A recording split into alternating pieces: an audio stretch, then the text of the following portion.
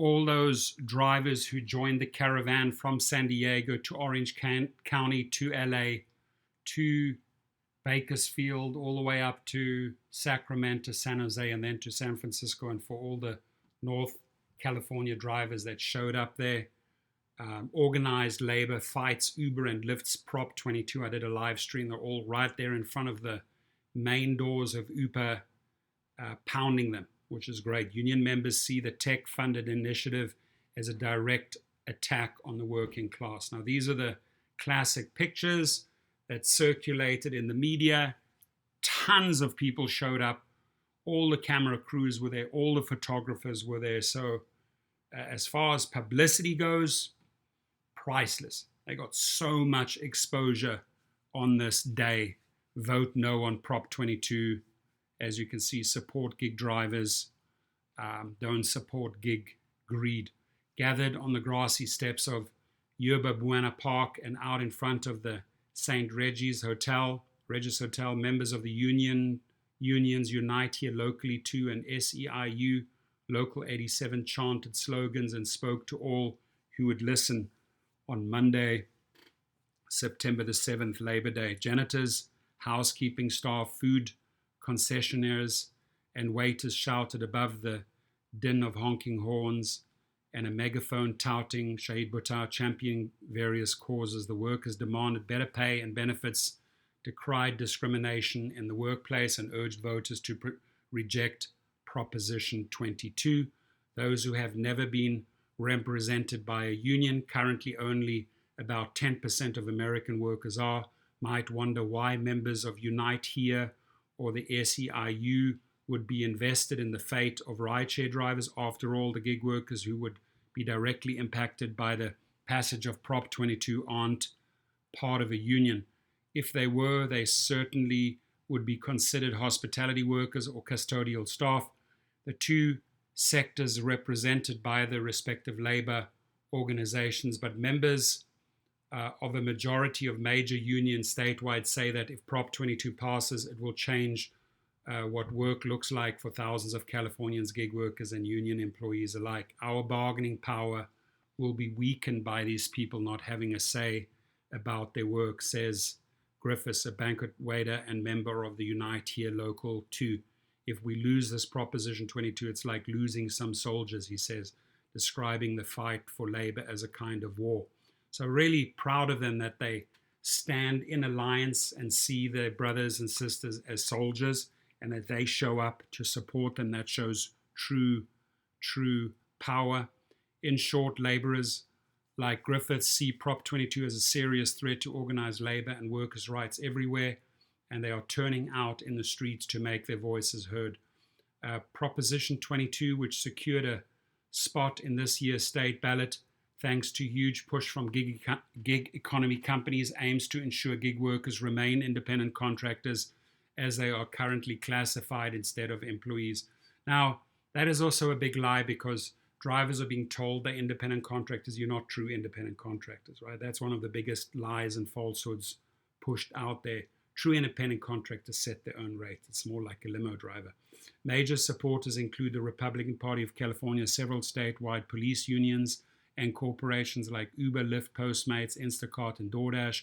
Prominent figures supporting the opposition campaign include the California Democratic Party presidential nominee Joe Biden, Vice Presidential nominee Kamala Harris, Senators Bernie Sanders and Elizabeth Warren, the ACLU of Southern California, and a majority of the state's major labor unions. The initiative would override Assembly Bill 5, signed in September 2019, which required gig companies to classify their workers as employees instead of independent contractors. Painting a rosy picture of the benefits of Prop 22, the firms behind it say it will provide workers with greater benefits than they currently have, like guaranteed minimum earnings and health care, while allowing them to maintain flexible schedules, presenting an ominous warning of the consequences of Prop 22's failure.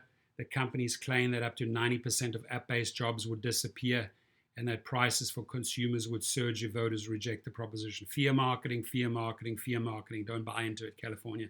And don't bail out these gig companies again in California. You bailed them out during the pandemic to the tune of $413 million. You shouldn't have to do this again. Vote no on Proposition 22.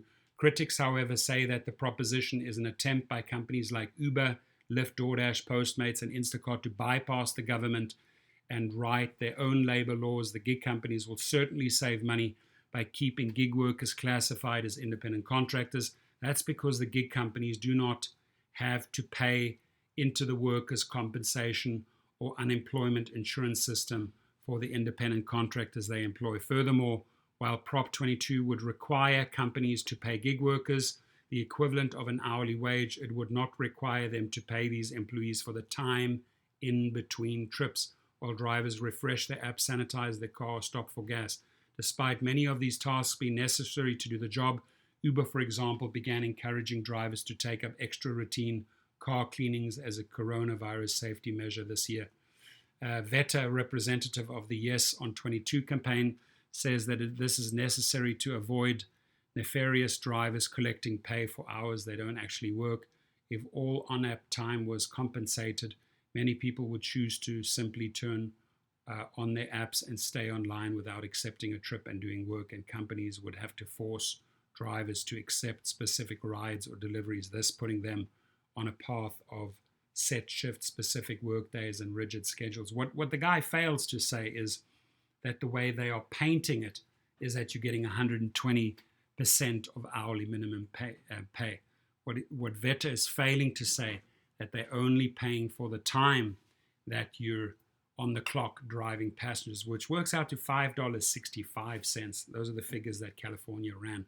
So, however, New York City became the first city in the country to require gig drivers to be paid a minimum wage in 2018, and drivers still have full control over when they work. Instead of forcing regular schedules, Uber instead limits the amount of drivers who can be on the app at any time to control supply and demand. So you can still drive when you want. You still have the flexibility. You still have your control if you want to go with Uber and Lyft. Nothing is taken away from you, right? President of the Unite Here Local 2 says that threats from gig companies that workers will lose their flexible schedules are a red herring. When they start making arguments about taking away flexibility, the fact of the matter is they're advocating for a race to the bottom and for working people to have little to no means to organize and to have any legal rights on the job. Additionally, many critics have pointed out some of the proposed benefits in the proposition aren't as sweet as they sound. For example, though gig companies would have to supply healthcare, they would only have to subsidize 82% of the average covered California premium, and they would only offer that to employees who work 25 hours or more of engaged time per week. That is the time they are actually completing the trip and not the time they are awaiting another fare for maintaining their vehicles. So you literally have to have people in your car for 25 hours a week. So you're not even going to achieve that only 82% of your covered California premium. Shocking. But again, the drivers that are voting yes haven't read the fine print, don't understand that they're getting peanuts at the end of the day. Peanuts if they vote on yes. The proposition also says that it guarantees drivers 120% of minimum wage, though that again only counts for workers' engaged time. Those short minutes when drivers are technically not engaged but doing other tasks required for the job add up. Accounting for this difference, the UC Berkeley Labor Center estimated that drivers would in reality only be guaranteed $5.64 an hour. When asked about the study, Veta raised a Riverside study commissioned by Uber and Lyft that argues drivers will make closer to $25 to $27 an hour. Both research groups say the other is off base. So we shall see. Will they get their lie? Will you actually make 25 to 27? Or will you actually only make $5.64, right? And by the way, this is an independent commission. This is the one run by Uber. So run by Uber, when they say, oh, they want it 4-1, those are their own numbers that they're putting out there, brainwashing people. Then there is the matter of the $184 million in overall funding for Prop 22, $181 million. It's already up to $200 million, of which came from the coffers of Uber, Lyft, DoorDash, Postmates, which was recently acquired by Uber and Instacart. On its current trajectory, the proposition is poised to set a record as the best funded proposition in the state's history. The No on 22 campaign, on the other hand, has only raised $4.8 million. Dangerous precedent. On Thursday, October the 15th, at a No on 22 demonstration in San Francisco, picket signs featuring the logo of the Amalgamated Transit Union, which represents public transit workers in the US and Canada, and a large semi-truck trailer emblazoned the word Teamsters, could be seen on Market Street. Union members critical of Prop 22 fear the proposition will embolden a generation of regulation-stifled gig company startups to recruit in full force and shift labor demand and supply throughout large segments of California's economy. That fear is amplified by the fact that Prop 22, like many propositions, would require 7/8 majority to be overruled, making the outcomes they fear effectively permanent if it passes. For these union members, Prop 22 doesn't just determine the fate of gig drivers, but the fate of thousands of working class people in California for the foreseeable future. There is a lot of uncertainty, says George Benitez, a hotel banquet waiter and member of the Unite Local 2, who is worried about what kind of precedent Prop 22 will set. We're finding out what is going to come next. It's very uncertain, but there is fear. So you can read the entire article. I'll leave the link for you. It's a good read. I'm sure you've seen these banners circulating in the media.